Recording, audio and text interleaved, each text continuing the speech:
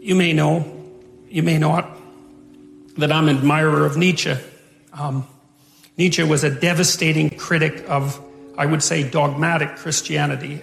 Christianity as it was instantiated in institutions, I suppose, although he's a very paradoxical thinker because, for example, one of the things Nietzsche said was that he didn't believe that the scientific revolution would have ever got off the ground if it hadn't been for Christianity, and more specifically for Catholicism, because he believed that over the course of really 1,000 years, the European mind, so to speak, had to train itself to interpret everything that was known within a single coherent framework.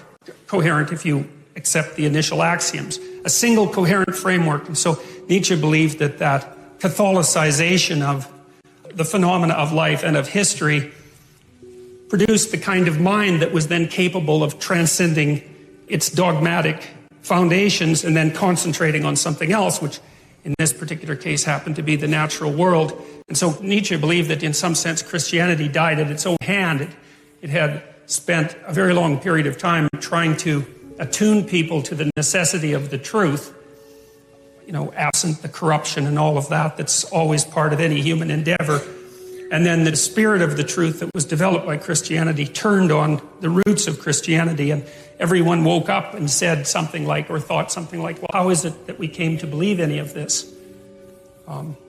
It's like waking up one day and noting that you really don't know why you put a Christmas tree up, but you've been doing it for a long time, and that's what people do. And there are reasons that Christmas trees came about, but the ritual lasts long after the reasons have been forgotten. Now, Nietzsche, although he was a critic of Christianity and also a champion of its disciplinary capacity, because you see, the other thing that Nietzsche believed was that it was not possible to be free in some sense unless you had been a slave. And by that he meant that you don't go from childhood to full-fledged adult individuality. You go from childhood to a state of discipline, which you might think is akin to self-imposed slavery. That would be the best scenario, where you have to discipline yourself to become something specific before you might be able to reattain the generality that you had as a child.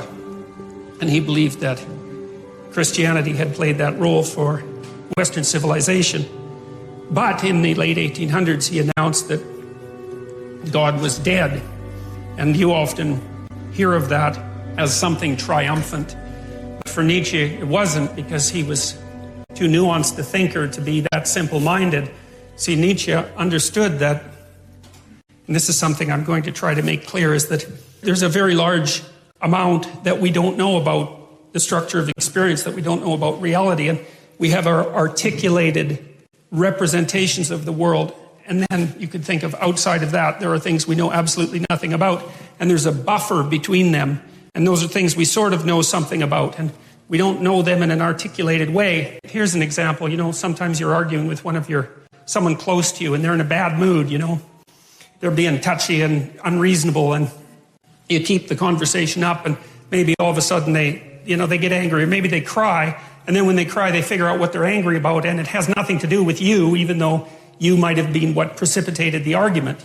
That's an interesting phenomenon as far as I'm concerned, because it means that people can know things at one level without being able to speak what they know at another. And in some sense, the thoughts rise up from the body, and they do that in moods, and they do that in images, and they do that in actions. And we have all sorts of ways that we understand before we understand in a fully articulated manner. And so we have this articulated space that we can all discuss, and then outside of that, we have something that's more akin to a dream that we're embedded in, and it's an emotional dream that we're embedded in, and that's based, at least in part, on our actions, and I'll describe that later. And then outside of that is what we don't know anything about at all. And in that dream, that's where the mystics live, and that's where the artists live, and they're the mediators between the absolute unknown and the things we know for sure. What that means in some sense is what we know is established on a form of knowledge that we don't really understand, and that if those two things are out of sync, so you might say if our articulated knowledge is out of sync with our dream, then we become dissociated internally. We think things we don't act out, and we act out things we don't dream, and that produces a kind of sickness of the spirit. Its cure is something like an integrated system of belief and representation. Then people turn to things like ideologies, which I regard as parasites on an underlying religious substructure, to try to organize their thinking, and then that's a catastrophe. And that's what Nietzsche foresaw. You see, he knew that when we knocked the slats out of the base of Western civilization by destroying this representation, this God ideal, let's say, that we would destabilize and move back and forth violently between nihilism, let's say, and the extremes of ideology. He was particularly concerned about radical left ideology, and predicted this in the late 1800s, which is really an absolute intellectual tour de force of staggering magnitude.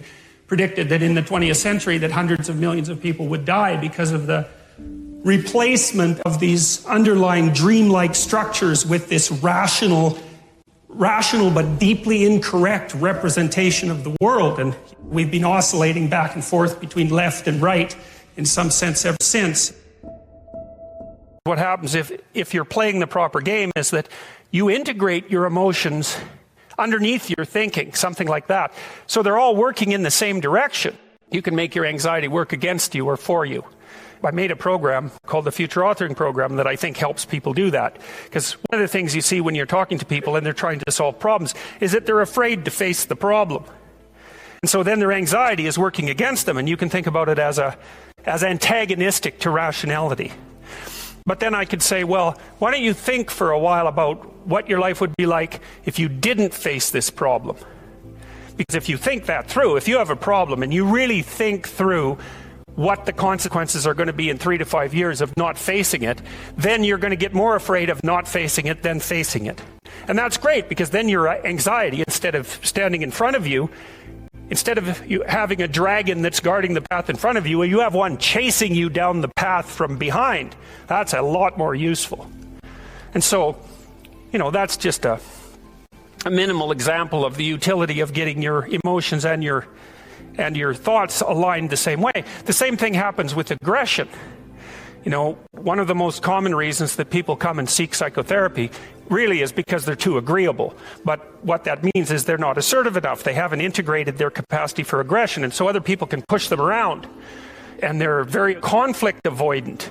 And so the consequences of that across time is that you don't stand up for yourself well enough, and you get taken advantage of, and that spirals badly downward. And so partly what you do when you're doing assertiveness training with people is you find out what they're angry about.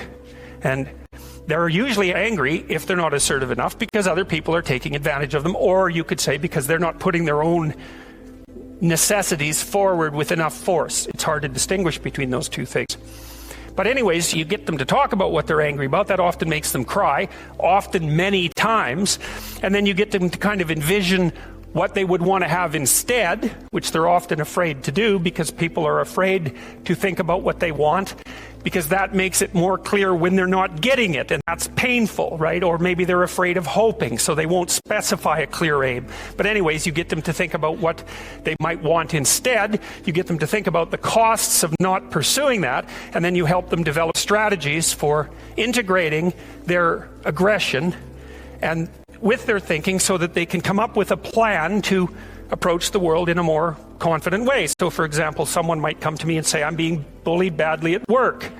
And so then I'll say, well, what are your options? You have to put up with it? Well, we'll figure that out, because maybe you do. Maybe you don't have options.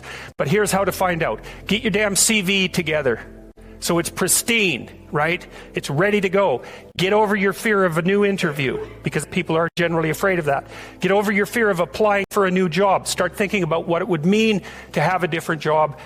Start thinking about what it would mean to have a better job even, because maybe your fear is just making you stuck here. But I can tell you one thing, if someone's picking on you at work and you don't have options, you lose. So you get the person to start building a strategy. It's like, okay, if you're going to tell this person to stop, you have to know how to make them stop. And the one thing you need for sure is an option.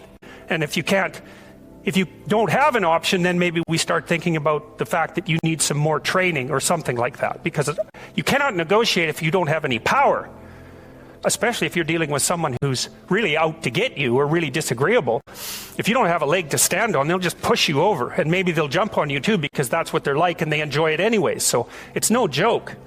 So you put your options behind you and then you start to think about strategy. So I tell people, look, if you're being harassed at work, you document it every time it happens and you write it down. So you've got like 20 stories about it and it's fully documented. And then you go confront the person at some point, but with at least 3 pieces of evidence. And you have some sense of what you tell them about what will happen if they don't stop. So you have to figure out, well, if they don't stop, what are you going to do about it? Leave? Not if you can't leave. So you have to be able to, wield a big stick and speak softly. But you see, that way that's how you take your aggression, which is an absolutely necessary part of your psyche, and manifest it up into a sophisticated means of dealing with the world. You don't just suppress it. You say, well, I should be able to put up with it. Or I wish I wasn't so angry or something. It's like, forget that. That's all that'll happen is your blood pressure will stay high and you'll die of a heart attack, because anger, for example, is a very toxic emotion. And it does cause heart damage over time. It's the only emotion that we really know that's been linked to things like cardiovascular risk. And anger is toxic because it's like you're driving a car, you're stepping on the gas and pushing on the brake at the same time, because anger tells you to run away and to attack at the same time, because you don't know what's going to happen. And so it really amps up the physiological demand on your body, including your heart and your musculature. So if you stay like that for like 10 years, you're going to age 20 years. And that's a bad plan. So, you take your underground emotions and you integrate them into a sophisticated reality.